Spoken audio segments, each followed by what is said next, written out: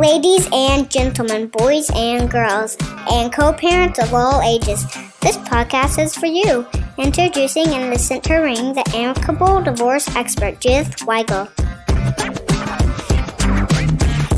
Hello, Amicable listeners. Today we have Matthew Smurda, Esquire, back on the show, quickly becoming a program favorite because of your charming personality, Matthew, and your considerable knowledge of California law. Thank you for coming back. All right. Thank you, Judy. Thank you for having me. Yeah, the level of expectation is high now for being charming. So, this is a new series I wanted to start, and I wanted to do something once a month, and it's a series on celebrity divorces. And I wanted to develop it because I think it's a fun learning tool. First of all, who doesn't love celebrities? Well, I love celebrities and their wild and crazy lifestyle choices. Plus, they're rich. Who doesn't love rich? But the rich and famous go through the exact same issues in their divorces as all of us non-celebrities go through, only with bigger numbers. So our featured two divorces today are the most current, Kim and Kanye, and then we'll go to Dr. Dre and Nicole. So let's look at Kim and Kanye first, Matthew. Ready? Sure. All right. They do seem to have an amicable divorce, so I think they're perfect to open up the Amicable divorce show. They seem very amicable. Stuff just happens. Life got in the way. Right. And the issues with them, or the line items they're going to have to deal with are, well, a prenup, right? Obviously, they have a prenup, you think? Yeah. They absolutely do. I think they've acknowledged that publicly, so yes. Okay, very good. Yep. They were successful before they got together, each one in their own rights, and became more successful. So with the prenup, there had to have been addressed intellectual property, spousal support, division of assets, and let's start with child support first, because I think that's a really important thing. Isn't that the one thing you cannot cover in a prenup? It's one of the things that you cannot touch in a prenup, at least in the state of California. And the reason for that is the public policy of the state of California doesn't want to allow parents to do anything that could divest the state of having the ability to make sure that a child is cared for financially, which really theoretically is the reason why child support exists, to keep the children cared for and off the state's dime, so to speak. And so the public policy behind it is you can't do anything that really affects or abridges the court's ability to make orders regarding child support. So in practice, we don't touch it in prenups, and we actually specifically usually include language that says this in no way affects any court's ability to issue any orders regarding child support. And the other area actually is child custody as well. You can't plan for what the legal custody will be, joint legal or sole legal custody, nor can you plan for the timeshare for the physical custody of the children you may have, whether they're born or not at the time you're getting married and signing the prenup.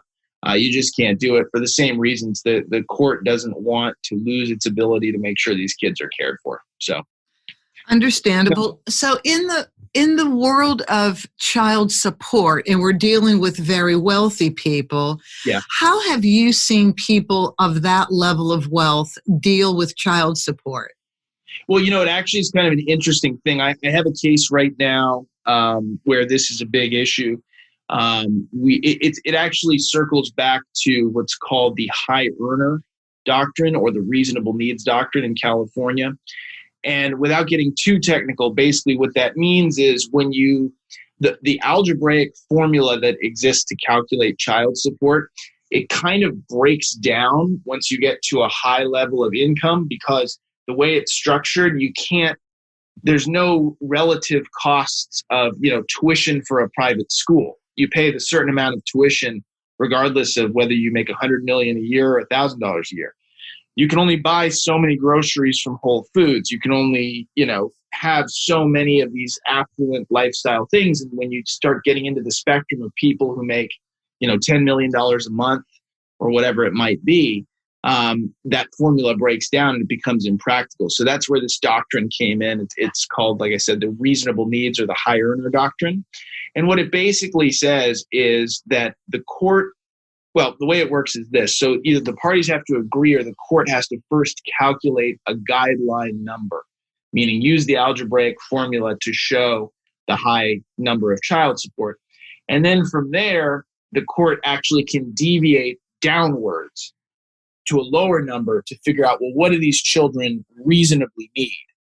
And it's hard to use those terms because we're not talking about what your average kids need, which might be, some groceries from Vons and some clothes from Target and some shoes from, Payless. We're not talking about that.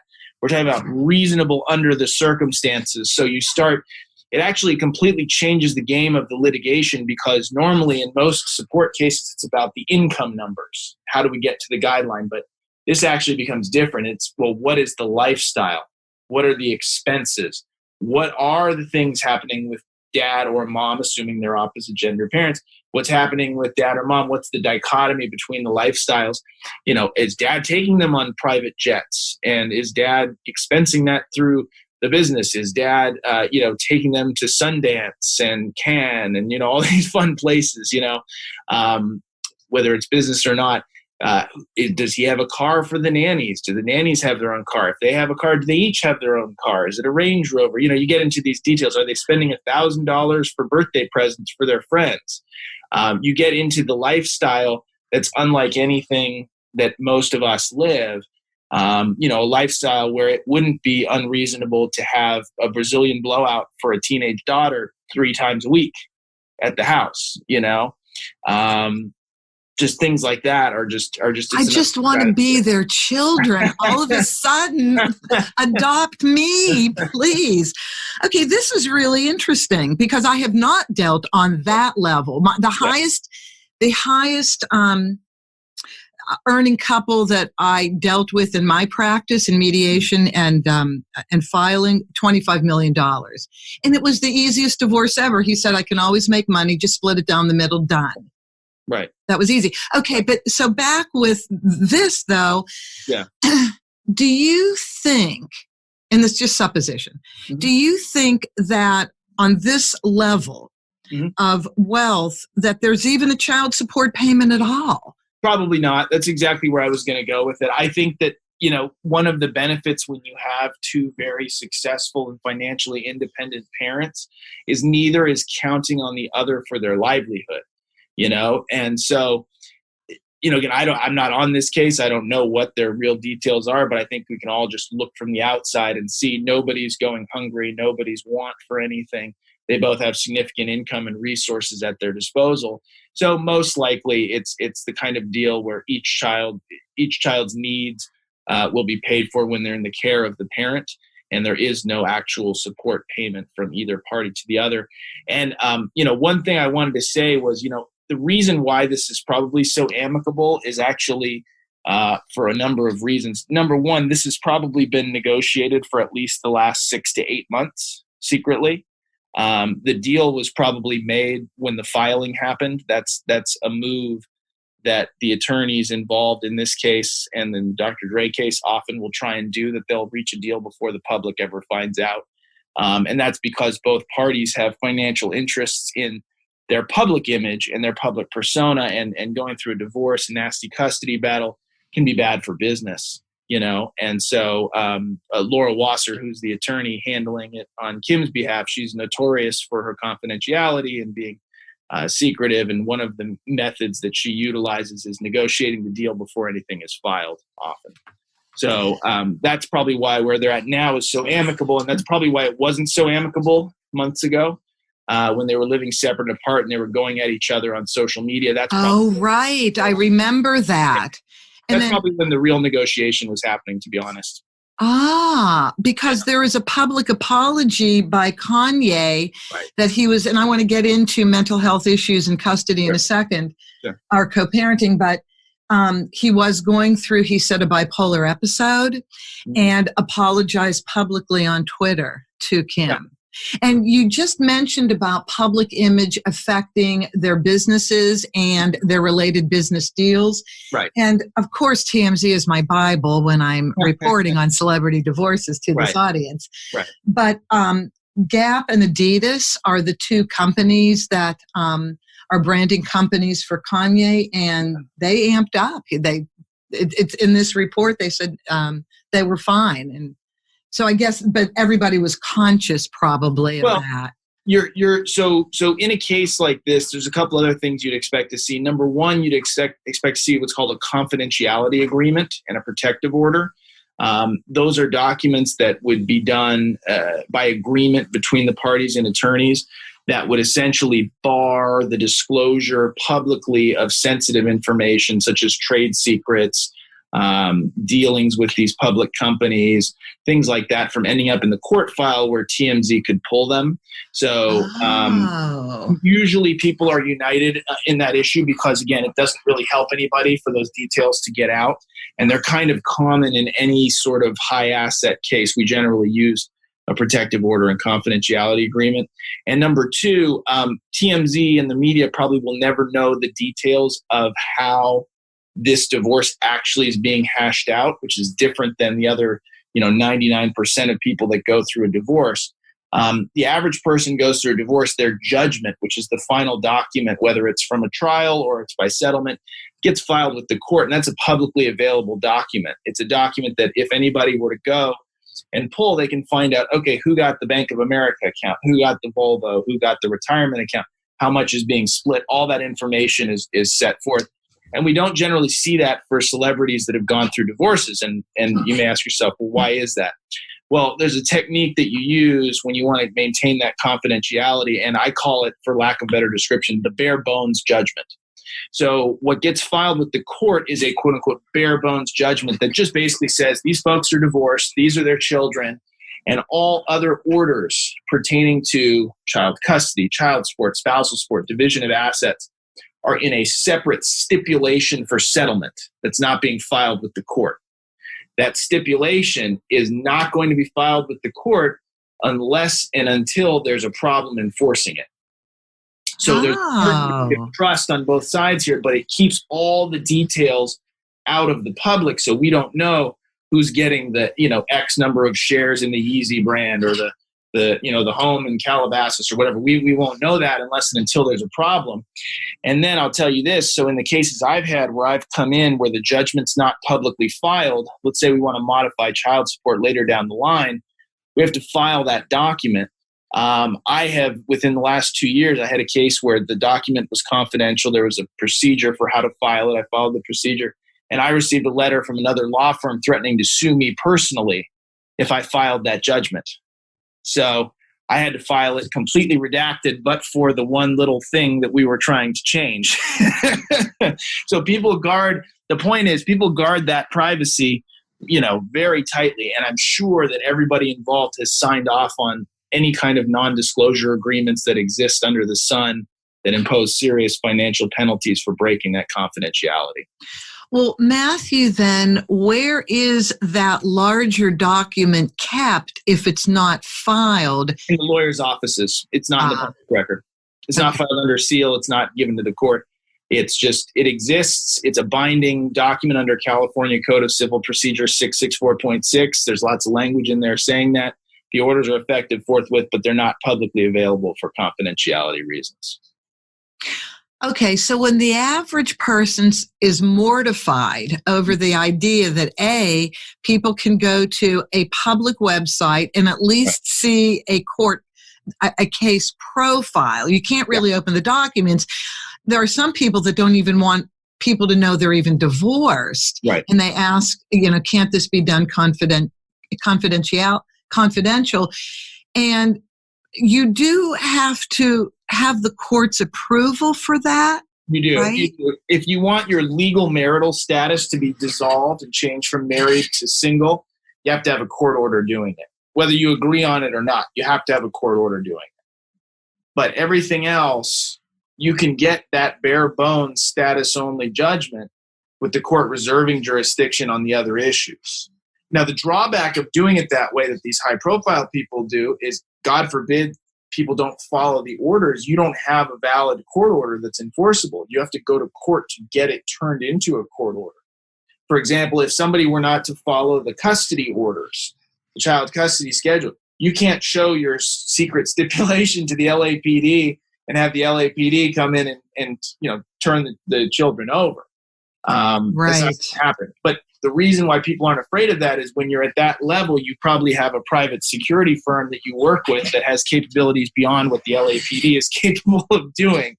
So it's the concerns. It's another example of how the concerns for these folks don't really apply to the rest of us, In some measure, yes. Yeah. But excellent learning lessons here. All right, let's go to co-parenting when there's a mental health issue with one of the parents, because it is that way with Kanye. Yeah. It's bipolar. I guess that is a true statement, right, if it's been in the press. There are plenty of caretakers around, supposedly. Yeah. But one of the articles said that he did take the kids with him recently, last few months, with no caretakers, and there was no episode. So in general, when there's a mental health concern with one of the co-parents, what does the other parent have to do or consider or be prepared for in this co-parenting relationship? Well, it's really tricky. I mean, bipolar disorder is a tough one, depending on the type of bipolar disorder. The mania can come on really quickly, and it can have really bad effects to it. So, the court's not supposed to hold the fact that somebody has mental illness against the parent unless there's a danger to the child, making it such that it's not in their best interest. So as long as a parent is, seeing a psychiatrist or getting appropriate treatment, taking medication, their rights are not going to be affected. But normally you would expect to see something that in the paperwork that indicates that the other parent who doesn't have the mental illness can come in ex parte and ask for emergency orders if they have enough evidence showing that the parent's going through some kind of, mental episode or whatever it might be. But it makes it difficult. I mean, and in this particular family, I mean, like you pointed out, which you see in a lot of these cases where there are allegations, whether it be mental abuse, substance abuse, physical abuse, whatever it is, when you have, call them nannies or child care providers who are there 24/7, it kind of insulates the person from those arguments in a way different than most other people would be, because you have these professionals who are there to care for the children, who are sober, who are accountable, making sure the kids' needs are met. It doesn't make it as dangerous having a dad who might, be a drunk or a drug addict or, mentally ill, as long as the kids are safe. You might have prohibitions like the father can't drive the children, or the father may have to, if there's an alcohol issue, father may have to test using SoberLink or something like that before the visits. But, realistically, it's going to get a lot of leeway. It's almost like you call it the Charlie Sheen defense. If you remember back, yes, I do, 9 or 10 years ago when he, was going through all that crazy stuff, guy had multiple nannies there. And so he was still seeing his kids, Right.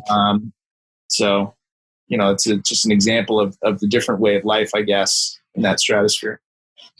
And then lastly, this is something that comes up every now and then with me, and I don't know about you, but private judge as an option.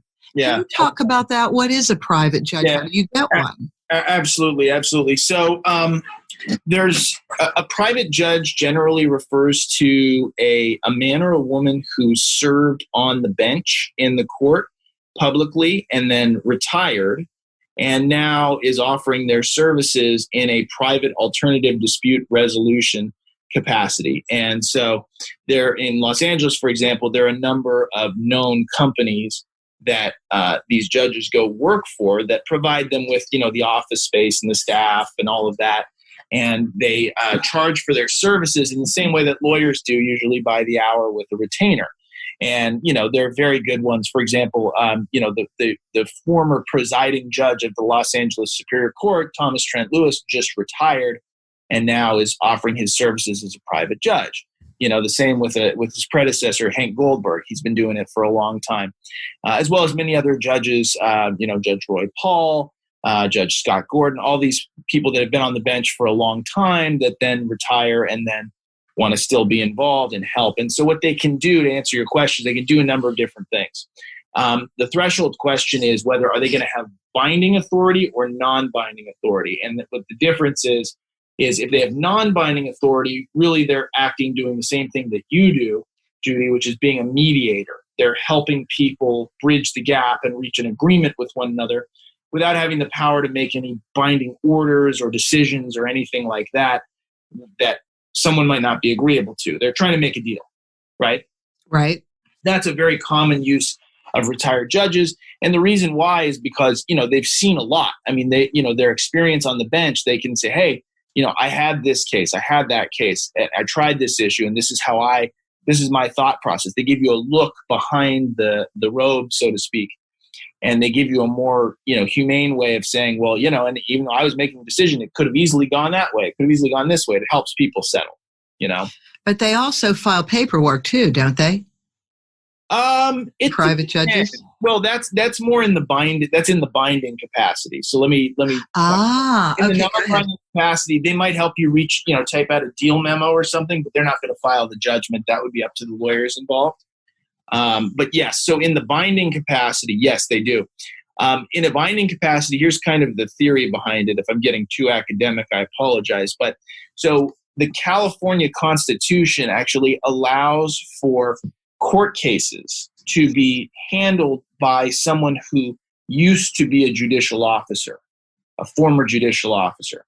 And so under this section of the California Constitution, if both parties agree, then they can submit their case to a private judge, meaning it gets taken out of the courtroom where it's assigned at the Stanley Moss Courthouse, for example, and given to this judge who works for one of the private companies. And then at that point, the judge has the exact same decision-making power that the judge would that's sitting in the Stanley Moss Courthouse. They have the ability to take hearings, take evidence, conduct trials, issue rulings, and in that capacity, they would likely generate things like orders after hearing or minute orders, statements of decision, things like that, where they would make rulings. And so basically what you're doing, why they call it a private judge or a rented judge, is you're basically like renting a judge to handle your case.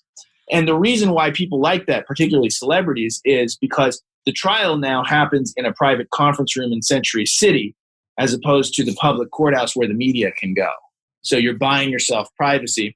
And two, generally speaking, these judges are going to be available faster and for more hours than the public court because, for example, the public court is a government agency. They have to only work from 8:30 to 12 with a mandatory 15-minute break, an hour and a half break for lunch from 12 to 1:30, then from 1:30 to 4:30 with, again, a 15-minute break, hard stop at 4:30. That's not as much time as a private judge who could, in theory, if they're willing, work straight from 8 a.m. till midnight, handling a case. So you get a premium service by having a private judge. And there's some other things. I won't get too technical, things like discovery referee or special master or things like that. But ways you can have a judge, have certain kinds of binding authority that's not actually sitting on the bench.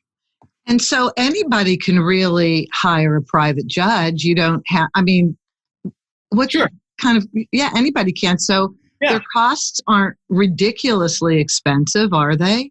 No, well, look, you get what you pay for, okay? And so, for example, if you're going to ask someone who is the presiding judge of the family law court to handle your case, they deserve to be paid for their experience because you're getting a premium. So I wouldn't say it's cheap, but I also think that generally speaking, that you get out of it what you pay in because while it may cost you more money to have these folks on board, you're going to get it done faster and you're going to avoid wasting money sitting around in the public courthouse just to get 20 minutes of time when they'll give you 10 hours, Right. So, and I'm assuming they can fast track all the work that has to be done and then somebody schedules the filing or they schedule the filing if they're a binding judge, right? Correct. Okay, very interesting. And people love that idea of private judge when they have a little extra money and can afford it and are on a time-sensitive time issue. You know what? It's like flying private jet. Same thing. This takes me away to a whole different life. Okay, so that's Kim and Kanye. We wish them well. It looks like things are going smoothly for them. And I don't think Kris Kardashian would have it any other way, do you? No, of course. It's good for business. And those kids will probably have careers any day now. Oh, they'll be fine. Yeah, no one's going to be going hungry. Those kids will be just fine. All right, let's now move to Dr. Dre and Nicole. Sure. So they're still in the process. They started last year. Right. The issues around their divorce will be prenup, but Yes. missing. I love that part. Missing prenup. We'll get to that. Right. Spousal support, temporary versus permanent. Right. Division of assets / embezzlement. Yep. Business embezzlement. Moving out of one of the family residence, possibly affecting community property share or not, and then getting into the residence to get stuff back. So let's start with the prenup. I found this interesting. Now, here's why I find this interesting. I did watch Straight Outta Compton 8,000 times. That was a good movie. I love that movie. And pardon me? Great story. It's a great story. I didn't really understand hip hop and the whole issue with the police being, in songs until later on. And certainly that film, because unless you're in those environments, you don't really understand what's going on in other people's lives. Right. I found it fascinating. But going back to the prenup, so Nicole is I can't remember, she's either his second wife or he had a child with somebody first and then he married Nicole after that. But they were young. Yeah. And he, although he was successful, he wasn't the Dr. Dre we know now. Right. Nobody thought he'd be a billionaire at that point.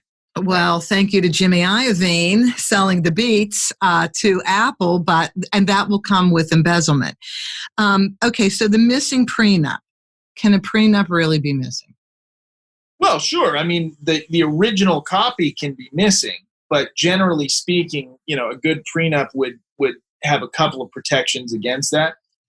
Number one, there'd be a clause somewhere in there saying that, photocopies, PDF copies would have the same force and effect as a true original. Okay. And number two, when we sign prenups, this is the reason why we actually sign 4 originals. We have one for each party and one for each attorney, so that if originals get lost, it's just a higher chance of somebody being able to keep it rather than just one copy sitting out there in some vacuum or in a closet somewhere. But no, I mean, as long as there is some kind of reliable document that appears to be a true and correct copy of the agreement, I think that's going to be a really tough sell. Now, I will say this. I don't know, and I don't know if they've alleged it or not. I don't know if the allegation is there that she didn't sign it. I think she's alleging she signed it under duress. She didn't get disclosure, all of those things. But I don't think she's saying, hey, that's not my signature on the paper, right? Right. Because if she was, that's still, there are actually folks that do this. They're called forensic handwriting examiners. And they're these PhD people that know the science of analyzing penmanship and pen markings and depth and all of that. And you actually have to bring folks like that into the case to testify whether it's a true and correct signature of the person. And there's all kinds of things. So I don't think they're going that way. And if they're not going that way, then, presumably she can say, hey, that's my signature and it's a true and correct copy. So it's probably not going to get very far. I don't think it's going to get very far because that was one of the very first reports. And then I pulled down all the subsequent reports and there's no mention of a prenup anymore. So I'm kind of thinking there wasn't, and they were too young for that and in love and we'll share everything. Sure. Maybe a postnup, maybe, who knows? Well, I mean, maybe not. If you couldn't, if you were Dr. Dre, it's probably in your best interest to have a prenup. Your outcome is probably significantly better with a prenup than without it. If you can't furnish a copy of it and she says under penalty of perjury she doesn't have a copy of it, and you can't track down either of the lawyers that were involved and you can't produce it, I mean, you're out of luck at that point. If you can't provide a copy of the prenup from somewhere, you can't just say, oh, yeah, we signed a prenup and it said XYZ. Well, where's the document, sir? Well, you know what? Eazy-E may have done the prenup, and he's not around, unfortunately, anymore.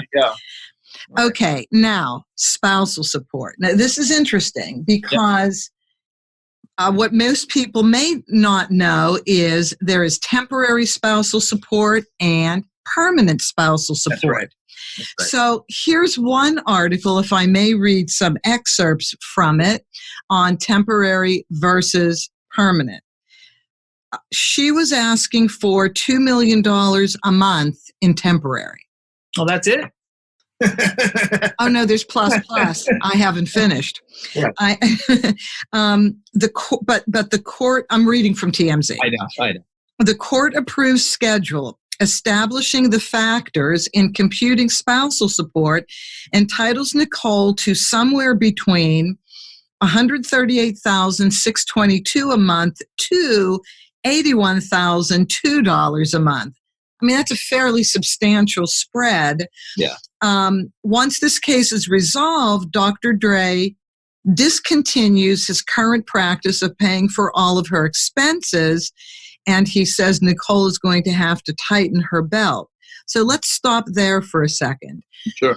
So this is what a lot of people do, right? When you first separate and you're not really involving professionals yet, you're just kind of organizing your lives between you. Right. Money Money is just spent to keep everybody afloat if they're trying to be amicable, right? Yep. Correct. So the higher wage earner will end up paying all the normal bills that they've normally paid, and then extra money for the recipient to use for other life expenses, right? Right. But then when does permanent kick in? At what point in the process do we go more permanent? Sure. So everything, I'll put it to you this way, everything before trial is quote unquote temporary, as you used it. The technical term in California, we call it pendente lite, spousal support. It's a Latin phrase. It's just a fancy way of saying, during the pendency of the divorce case. So everything from the moment when somebody files an RFO, request for order, a motion for temporary support, pendente lite support, up until there's a trial, that's the quote-unquote temporary support. And that, generally speaking, is a function of the disomaster, just like child support is. And the disomaster, for anybody not in California, is the calculation device that everybody in family law uses for spousal and child support. And I'm sure there's something equivalent around the country in other states. It would be what would be called universally the statewide guideline for your state, whatever the statewide guideline is. And so that number is one thing. And then when you get to trial, generally speaking, that number goes down when it becomes quote unquote permanent. And when you say permanent, really what you're saying is you look at these factors under California Family Code Section 4320, which has a list of a number of things the trial court is supposed to look at and weigh and come up with a number that then becomes the quote unquote permanent support number. Just as a matter of practice and a matter of general experience, it's almost always lower than the temporary number. And so that, I think, is what you're talking about. And then the wide range that exists, again, I don't know about this case, but just in my experience, generally speaking, you have a clash under those factors between the payor, the person who's paying support, saying, hey, I can't sustain this. This is not sustainable. I can't afford it. Versus the recipient saying, hey, my marital standard of living was so affluent that I'm actually entitled to X amount of support. And so the court has to weigh all of this along with anything else. Maybe somebody's disabled. Maybe somebody's been out of the workforce for 20 years. Maybe there's some other unique factor to this. Who knows? But really, that could be the spread, is the numbers versus the lifestyle versus some sort of cap that comes in under the prenup, if there was a prenup, because a lot of prenups have caps on spousal support, or maybe there's a formula in the prenup. Who really knows? Because this is an example of one of those cases where they can't keep it private because they're going at each other, and so the details are leaking out. But I'm sure they have things filed under seal that we can't access. I'm sure they close the courtroom as much possible, or it's being done remotely these days. So it's really hard to get a full picture beyond what goes in the public file for a case like this.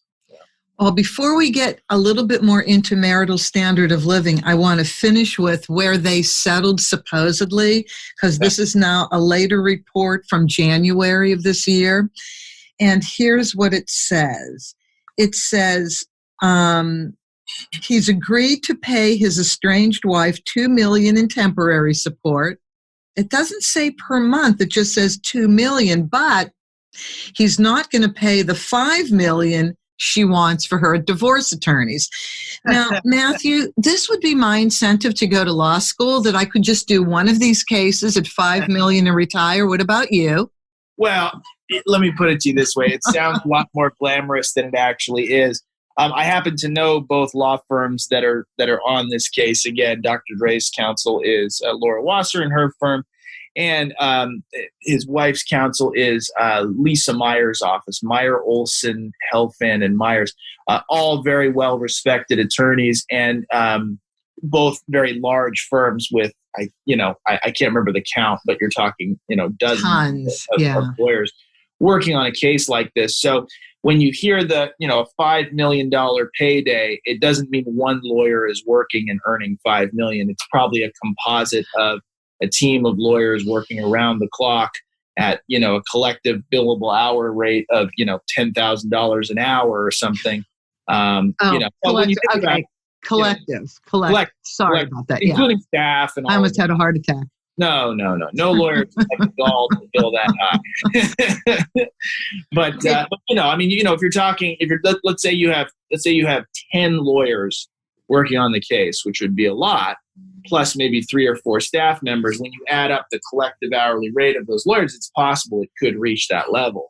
All right, then we would need 4 cases to retire. So that's where I would need 4 cases to retire. There's these kind of cases are few and far between. Okay, this is the cream. Not in Hollywood, really. Well, yeah, again, because most of these cases settle amicably. They don't go through scorched earth litigation like you're seeing here. And the truth is, where lawyers make their money is in scorched earth litigation. That's really where we make all our money. So if things settle quietly and nicely, we don't make $5 million. And I've never come close to making $5 million.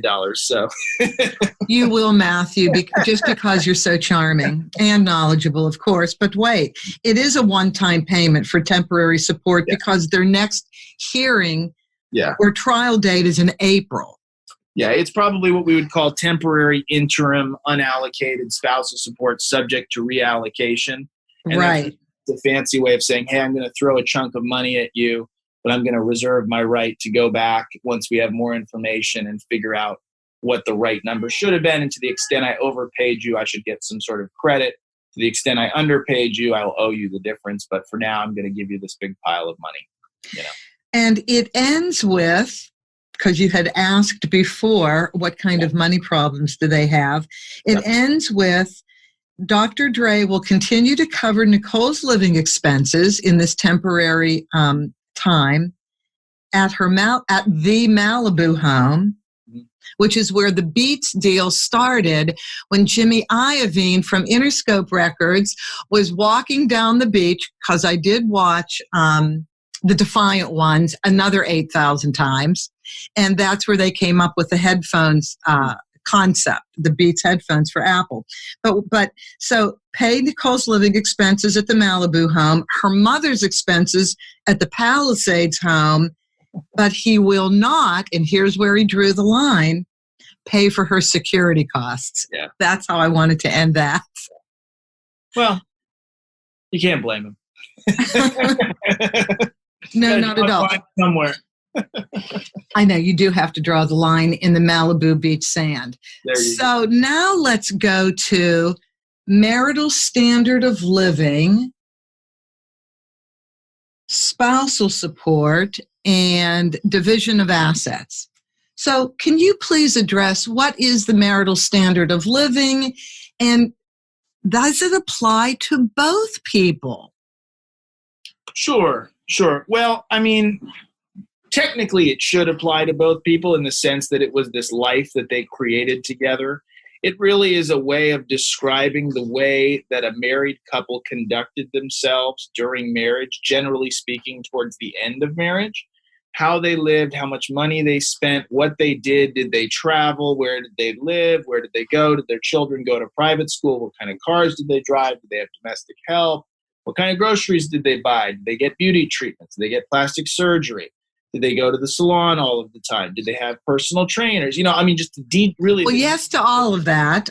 The nitty gritty details of their life, and really just boiling it down to like, why is this relevant in a divorce case, is it gives a number, which is almost always calculated by a forensic accountant, that then is used to quantify the monthly amount that this lifestyle costs.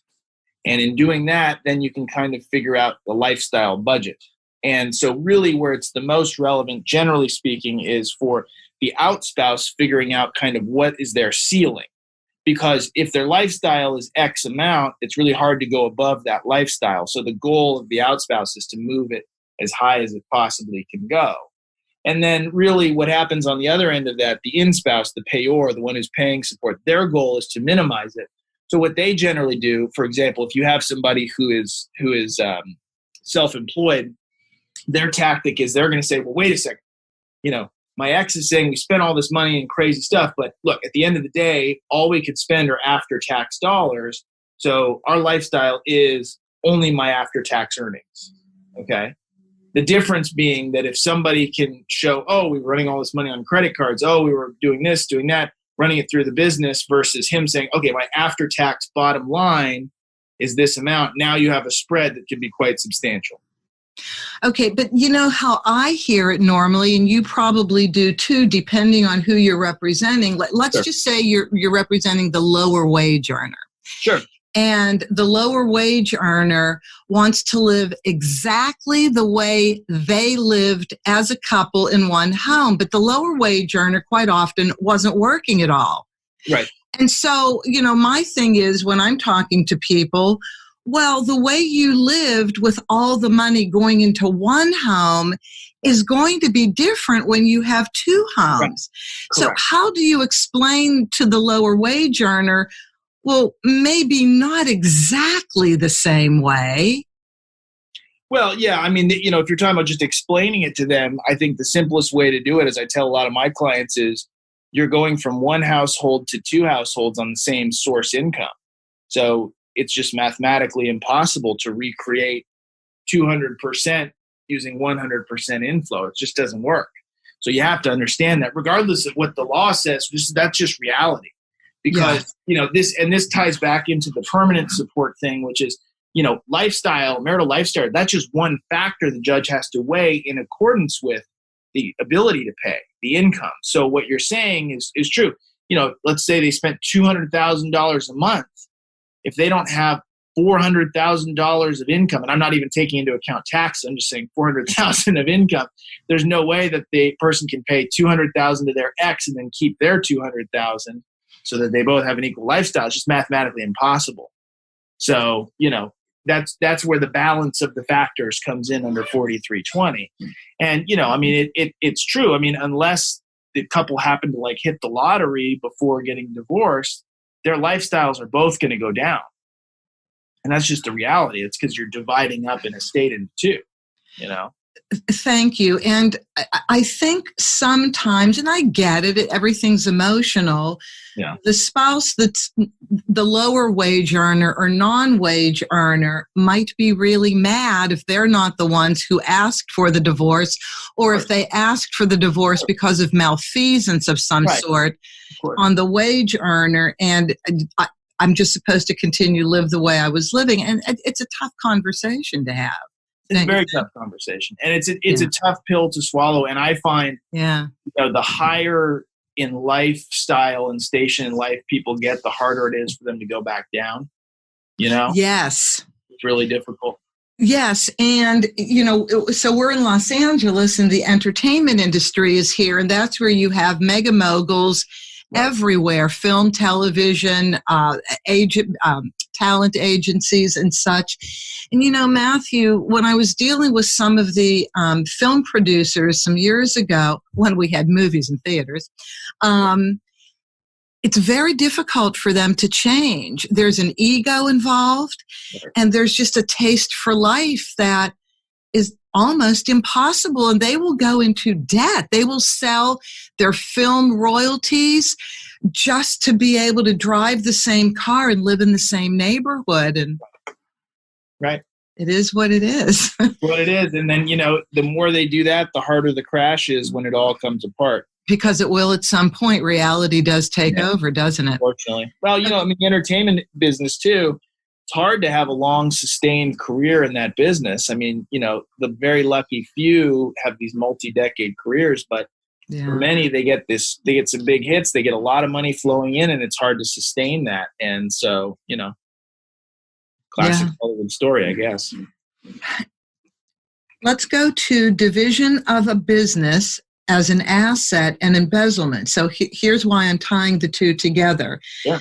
So Nicole is being investigated, allegations, I guess, right now, by the LAPD for allegedly embezzling from the company.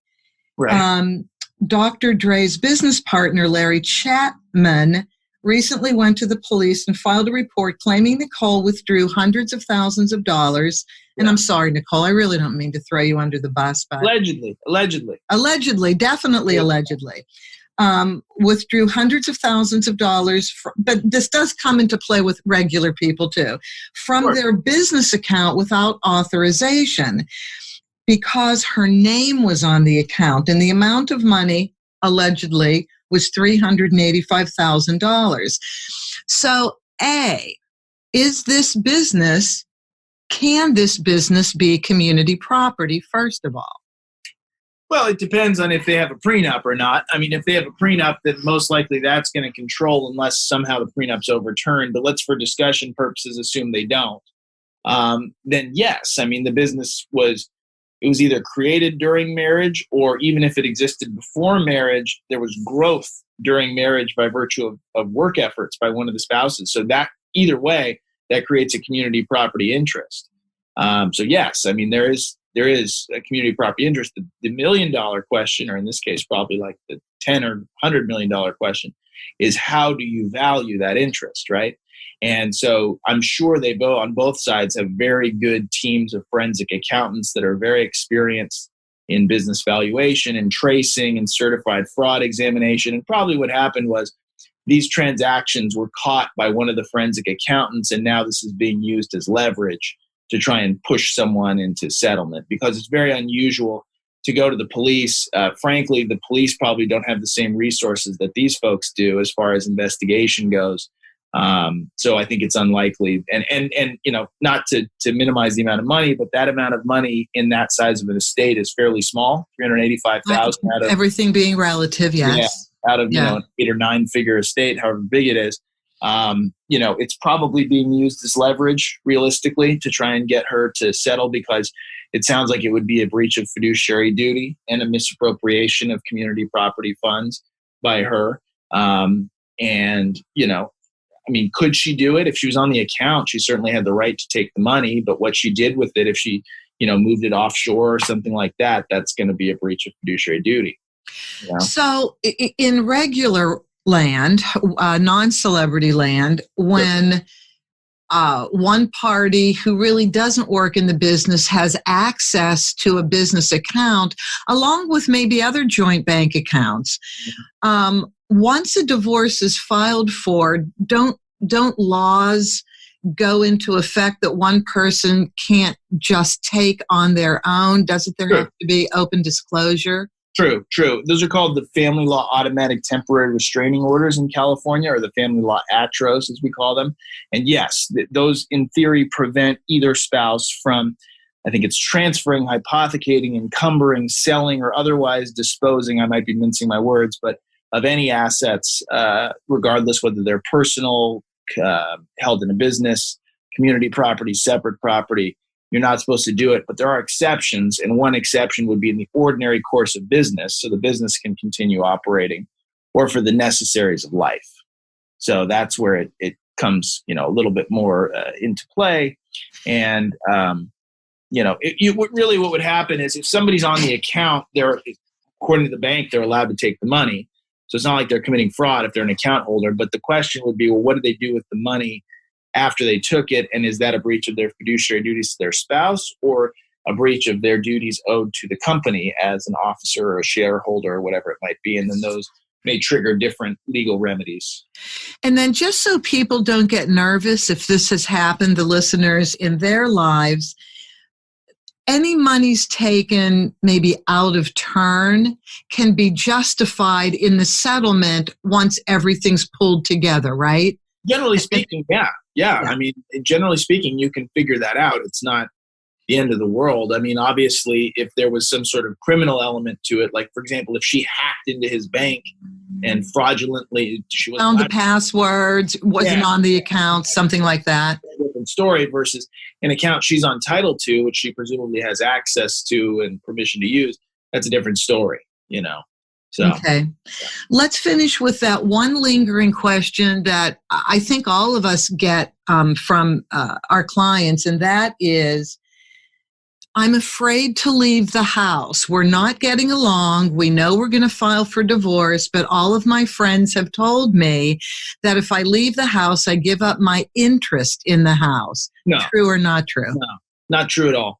No, moving out of a house does not generally speaking, waive any ownership right you may have in the house, unless you had a prenup or something that said that, which is highly unusual.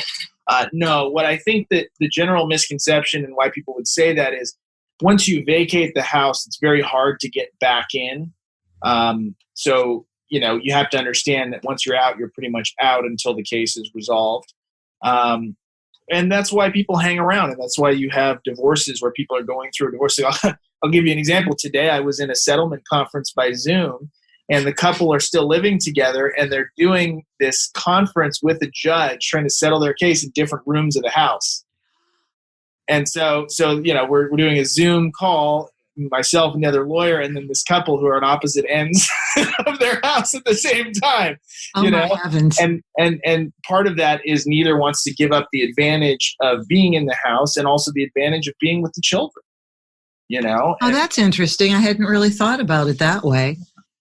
Now, okay, so to finish, because this is the last aspect of this divorce, but people go through it. So one person leaves the house, maybe things got heated. Okay, I just have to go, packs a suitcase, enough to get them by. But the bulk of their things are still there. Yeah. How and when can they get back in to get their things? Well, I mean, it really depends on the circumstances of the case. The threshold question is there a restraining order in place preventing them from returning to the home or not? If there is, then they would only be able to come back with a court order. If there's not a restraining order, in theory, they have a right to access the home at any point. And then the question is, well, if the lock's been changed, do they have a key? But in theory, they would have the right to come back and get their belongings. But the act of moving out doesn't relinquish ownership of their belongings. They still have a right to prove that they're either their separate property from, say, maybe before the marriage, or something they inherited or got by a gift, or community property. So they wouldn't lose their rights, but they would be without their things probably until things are settled and resolved. Well, that's it for these two divorces, Matthew. First of all, I know you're enormously busy. I am. And we got you just because you got a trial postponed right. a few weeks, right? That's right, yes. So we were lucky to have you. Matthew, how can people get in touch with you? So they can go to my website. It's my last name, Smurda, SMURDA law, LAW.com, smurdalaw.com. Or they can give me a call, 424-253-1177. Thank you. And you are going to come back, right? Of course. You are a standing member of this show. Always a pleasure. Thank you so much. Thank you. And thank all of you listeners for attending the program. I hope you got a lot of value out of this, and plus a little bit of enjoyment, a little left of center. You can reach me by going to the website for this podcast, amicableddivorceexpert.com. Thank you again, and I look forward to speaking with you next week. That's our show for today. Thank you for joining us. Be good to yourselves, be kind to your spouse, and cherish your children above all else.